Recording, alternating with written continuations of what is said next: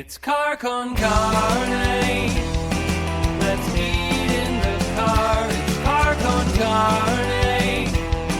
And now here's the star of our show, James Van Alstyne.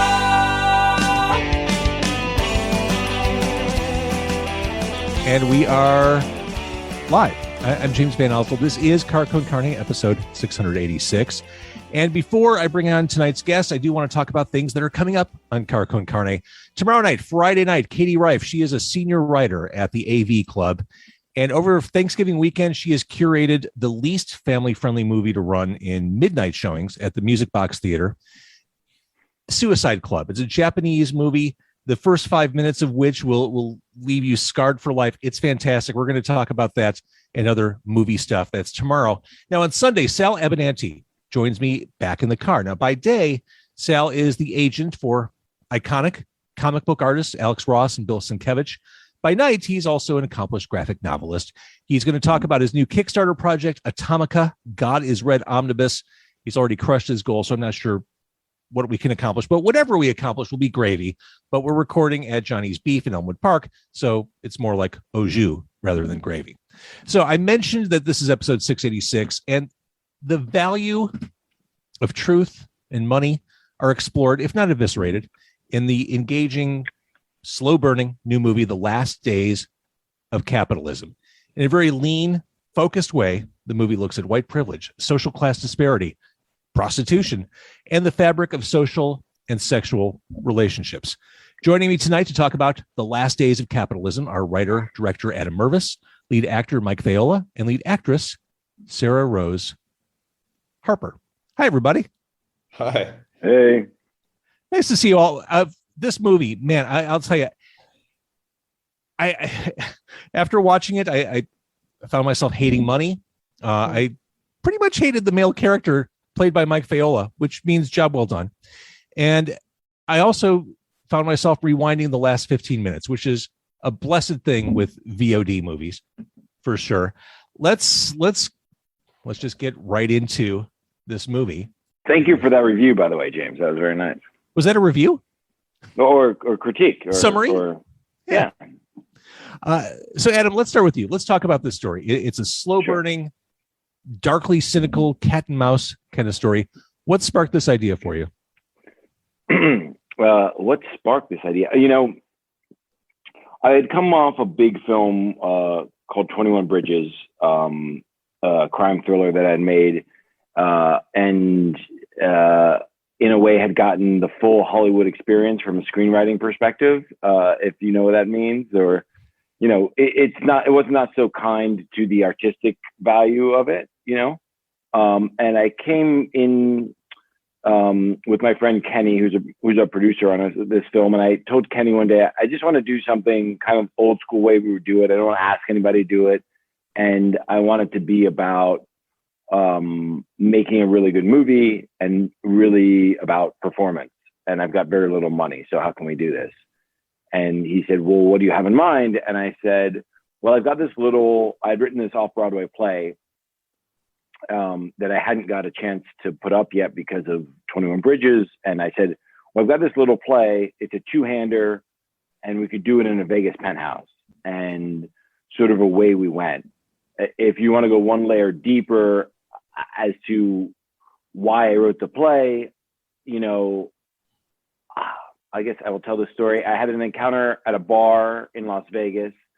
Well, I was having a lovely conversation when you meet somebody and you sort of are, I don't know, whatever it is, you're falling in love in 10 minutes or, you know, whatever. You meet a very attractive, wonderful person. And I was with a group of friends, and a friend leaned over to me and goes, "She's a hooker." And I turned to him and turned back to this woman, and everything kind of changed, obviously. And she was, I was not, you know, I had lived in New York and LA, so I was not some shrinking violet, like unable to identify perhaps someone who was working. And it changed on me in a second, and it got really sad. Obviously, our conversation ended there. And I kind of went back. I had been thinking about a lot of different subjects and a lot of different things that were going on in this country. And I thought, what if I started with her and the guy and went from there? And that's how I wrote the play. So you used a term that maybe not common knowledge, a two-hander, a story told with only two characters. And on that note, for this story to work, the casting really had to be right. With only two characters, you can't mess that up. The nuances, the small details, these are things that were carried on the backs of Sarah and Mike. I guess for all three of you, let's talk about the casting process. Sure. I guess I'll start, and then they can interject with, the casting process as an actor, which I've been through, is usually just terrifying. But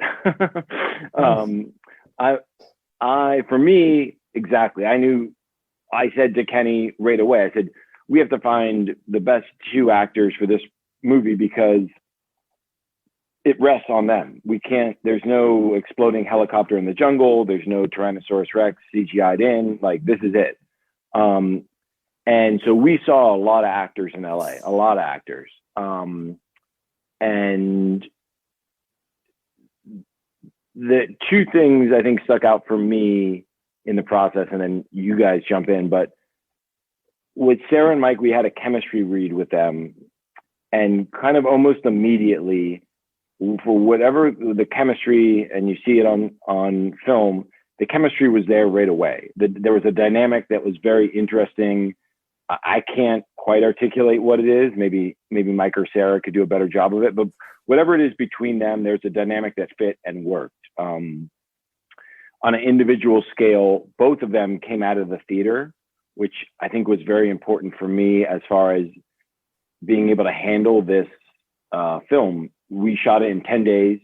You're putting about 9 pages of dialogue in your head a day. And I knew I wanted to shoot it pretty loose, let the actors kind of move where they wanted to move and do that. And even some great film actors couldn't handle that. And, in meeting both of them, I didn't have any kind of hesitation about them being able to handle that assignment, which was grueling. I'm sure they'll talk about it. But yeah, what was the casting process? I know, Sarah and Mike, what was it like for you guys? Well, so I got there talking about the chemistry read. I got there, I could hear Mike in there with another actor. And I was like, shit, they're both really good. And it was a cocaine scene. So there was some singing involved. And I remember she had a great voice. And I was like, I'm never going to get cast. I have a terrible voice. And this girl wants to be a singer. Like, it's done, but whatever, I'm here. So I'll just be the person who can't sing really well at all. And just go for it. And then I got into the room. The chemistry, I don't know. I don't know if I can explain it. It just, Mike's a guy lucked out. He's an insanely talented actor. On my half, it just was so easy working off of him because he's just there. And giving even in an audition. And we did the scene. It was really fun. I think we probably did it a few times. And I remember thinking people are going to want to run out of this building hearing us sing the national anthem or the America the Beautiful. I forget what song did I think it was America the Beautiful. America the Beautiful. Yeah. And then I left, and then I think I left something in the audition room. I had to come back.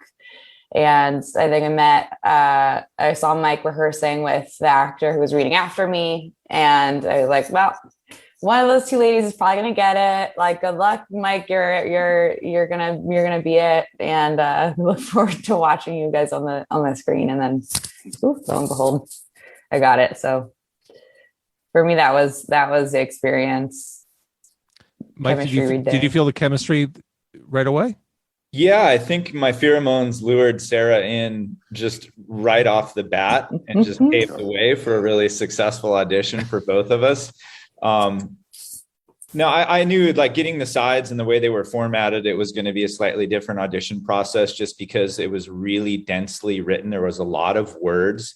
And it was a longer form audition, which is not usually the case. You don't, generally speaking, have things you can really sink your teeth into and really allow yourself to sort of get swept away into the scene because it's over in a page and a half or 2 pages. But here, I think we had 2 scenes, each of which was close to 5 pages. So I went in feeling quite confident because I knew I could handle the dialogue. And I know, like Adam alluded to, a lot of actors in Los Angeles are, used to working in film or television, might be learning 2 pages in a day. And so we really got to just sort of play around and explore and experiment in the audition, which made it like a lovely experience in and of itself. Whether or not it led to the job, like you're in a room with some other creative people who are enthusiastic about a project, and we just got to like riff off of each other, and it was mutually respectful, amongst all parties. And so that was a really pleasant experience, which generally speaking is not. I got a sense of the actors really being honored and valued and respected, and that's, I won't say it's a rarity, but it's not always the case. And then with regards to Sarah, I don't know that my reps had ever reached out to Adam and his team, but when I initially got the offer for the job, I said, I told my reps I wasn't going to do it unless Sarah was the person that was cast. And so fortunately, Adam had the same, kind of intuition that I did, that it would probably work best between she and I. And then, that's sort of how it unfolded. Yeah, it carries the movie. And Sarah brought it up. I'm going to ask a question. It's about how the sausage is made, basically. There's a scene where you snort cocaine in this movie. How do you fake snort cocaine? Like, are you putting something in your nose? How does that work? Yeah, sugar, powdered Really? sugar. Okay. Yeah. Lots of it, lots of powdered sugar. And you're just snorting it line after line. They could probably talk about it a lot more. Because they probably did about 10 lines of powdered sugar in that scene over the course of a night. Amazing. And yeah. So this movie in general, this is storytelling done simple. Vegas is the general location, but these 2 leads are in the same general space for the entire movie. I think there are little things that are done throughout the movie to make the space feel less confining and make it feel more interesting. There's one scene, going back to the cocaine binge, where Sarah goes kind of moving around the top of the couch. I mean, there are ways to make each scene more visually interesting, so it's not just them on the bed or them standing up in the kitchen. That seems like a conscious decision, Adam. Totally. I mean, I think that's what we were fighting with the Penthouse of, okay, how do I not make you bored out of your mind for 85 minutes? And it was a constant battle. We had a great cinematographer, Bethany, and, we would sort of talk about what was the most visually interesting.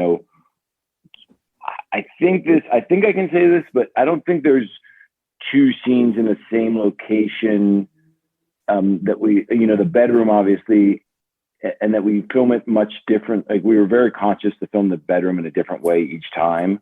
And even that the scene that takes place in the bathroom now, which is Mike has just gotten sick and Sarah kind of gives him a speech. That was originally supposed to be like on a couch in the living room. And actually it was Bethany's idea to move it to the bathroom where we had nothing set. We had never seen the bathroom, and yeah, it was a big penthouse, but to keep it dynamic was a challenge. And then for the 2 actors, again, using their theater background, we would come in and kind of walk through the scene and block it out in a way that I hope they could maybe tell you allowed for a little bit more creativity and playfulness. And like in the cocaine scene, kind of getting Sarah to really move around the room. That's a really hard scene to shoot just from an acting perspective of they're having to maintain a state in acting, what you would call state, where they're not, they're obviously not high on cocaine that I know of. And they, to maintain that state and do dialogue and do blocking it was extremely challenging, and it was a really tough scene to shoot from an acting perspective. I think they could tell you better, but it was pretty tough. That actually just reminded me of the cocaine scene, because I just had trouble with that scene for some reason. But I'm realizing now, I just made the connection that the way we rehearsed and the way we shot, it was like all like in one, and we kind of do like the whole thing many times, and because we, each scene is like more than a few pages long, at least, like as Mike said earlier. I think what was scary about the cocaine scene for me was because I had to sort of figure out what my movement was in there without having a lot to say, and without being distracting, and, being natural. And I can't rely on the fact that in other films we might do like half a page and then stop, and just do that part of it over and over again. It was like I had to do the whole arc of the scene. And so that, as a stage actor, you get used to rehearsing the scene, or the play rather, and you perform it, and each night it's a little different. It is what it is, and it's within the context of the whole thing. So this was like two ends of the spectrum sort of like meeting in the middle. And that was, for me, I think, part of why I found that scene really hard. And it's funny because it's a scene, I think, that comes off really well in the movie. And I was like, the one scene where I, as an actor, was like, I was in my head, and it just took me a while to get there. But yeah, no, the way we rehearsed it day to day before shooting was really fun and like nerve wracking, because you kind of have to carry more than you would as an actor on any other project. And Adam, giving the actors that kind of flexibility, I realize it's part of scrappy filmmaking, doing this in 10 days, but giving them the flexibility to kind of explore what they're doing, it makes it all seem more authentic when it comes out on the other end. I mean, going back to the audition with Sarah, where she's kind of singing off key, it's stuff like that. You want to believe that these are real people in this situation. You want to stay in that frame of mind as you're watching. Yeah, that's a really good point, James. And I think that Adam and the DP he mentioned earlier is Bethany Michalski. Is that how you pronounce her last name, Sarah? Michalski? Uh-huh. Yeah, Bethany Michalski. I mean, she deserves no like small credit for, assisting Adam and really making this visually compelling. But Adam and Bethany would largely allow, I think, at the beginning of rehearsing a scene and putting the blocking together, and blockings where you sort of map out the movements for the actors and the camera so that everything can align and you can get something that's, watchable. I think sort of the organic way we would come into the room and be sitting with one another prior to blocking the scene or rehearsing the scene, they would kind of use that as the benchmark and the foundation from which to build the rest of it. So it always came from an authentic place. There were very few times in like such a confined space, which is really astounding, where I felt totally awkward and, kind of like I was put in a position physically to perform that I wouldn't be comfortable performing in, kind of like my normal day-to-day life. It always felt pretty true to like just the way people behave and carry themselves. So yeah, Adam, I think, gets a lot of credit for that. So again, the movie, it's on VOD right now. It's The Last Days of Capitalism. Talking about that location, that penthouse sure looked badass to me. Was it legitimately like this awesome space? Because it looked gorgeous. It was big. It was gorgeous. I think, if we show you how the sausage is made, we juiced the angles. We kind of moved stuff around to, it was gorgeous. I don't know if it was as gorgeous as we portrayed it. Perhaps if we hadn't snuck into the hotel, I would say the hotel should give us some sponsorship, but we snuck in to shoot it. So maybe I wouldn't ask them to, that's fantastic. Again, scrappy filmmaking. That's totally. And I'm asking a lot of questions about the making of it, because one of the challenges in talking about this movie is tap dancing around plot points and spoilers. I have to be really careful.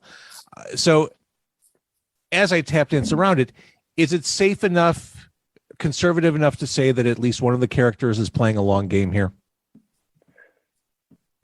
You could ask them. I don't, one of the things I tried really hard to do is look for moments where both these characters get lost in the games they're both playing, in the roles they're both playing. They're both up there kind of playing different people at different times for different reasons, and sure, what happens at the end, but I think it only works if you believe that Sarah, that there's a chance that she does fall in love, that it all could work,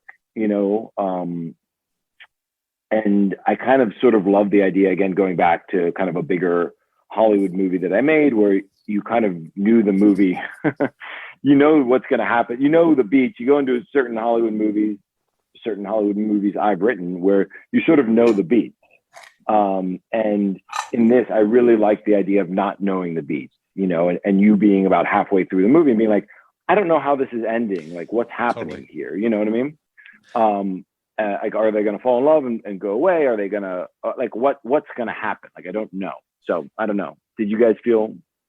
I think to answer your question, James, is whether anybody knew that there was a long game. I think I can answer for Sarah and I both probably, and that we didn't, and that was actually really beneficial. We didn't know whether that was the case, and that was really beneficial to the overall outcome of the movie, largely due to what Adam was mentioning about not being totally sure where everybody stands from moment to moment, and really toggling between what's authentic and what's inauthentic. And so for me, you mentioned a lot of themes at the top of the show about the movie and capitalism and prostitution and money and greed, et cetera. I always looked at this as a metaphor between how two people, slowly become more and more vulnerable and authentic with one another, and occasionally allow their mask down and let their guard down and do reveal who they are, only to put the mask right back up and continue the act that they were playing before they had revealed themselves. And so it's largely about, is this person seeing me for who I am and accepting me right now? Or is this person just shining me along? And so for me, that sort of unknowing really played in thematically to the movie well. There is that sense, and Adam mentioned it, where as you're watching, you don't know how it's going to end up. It's interesting, and everything just feels close. This relationship feels close. You're watching, you're in this relationship with these two, and you can't pull back and see where this is going to go, because it's just, everything feels so immediate. And I was surprised by the ending. And like I said at the beginning, I had to rewind. I had to do some tracing to figure out how we got there, or to help me or further my understanding. It was a great ending. It was a mic drop ending, really. Thank you. Yeah, but I think we tried hard not to tip it. In the edit with my editor David Al, we would kind of constantly be weighing, like, if you saw this from the character, would that, does it tip it too far? Do we kind of know what's going on? And yeah, I think, for me, this is what Mike hit on also, is the theme of these two people. In a way, if they could just stay up in this penthouse and stay in their most vulnerable parts, I think maybe both of them want that, in a way, to be able to drop the trauma and the other identity and the self that they're carrying. And they're both looking for that in a way up there. And they can't really drop it as we sometimes can't really drop it in life. So, yeah, and Mike said it. I mean, that theme of what is real, what is the truth, how important are the truth and reality, that swirls around from the very beginning. The question of real names, what does the man do for a living? I mean, we just don't know, and it's just this gamesmanship that goes on is fascinating, and it really is an expression of stuff that happens in everyday conversations and relationships. Mm-hmm. And it's just writ large with these two in your face for 90 minutes. It was a cool exploration. Thank you, man. So, all right, the movie, it's out now. It's on VOD. It's a really for a two-hander.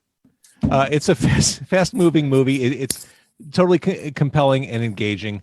I love it. And in a world where we're all oversaturated with big budget stuff, this just, I'm going to use the word again, it feels authentic. And it's a really great way to spend time in front of your computer screen, TV, whatever. I love the work you all did on this. Oh, thank you so much, James. Yeah, I know I'm really proud of it, and it feels like, for me, I wanted to set out to make some of the films that I enjoyed, like Sex, Lies, and Videotape, or the Before Midnight series, or Medicine for Melancholy.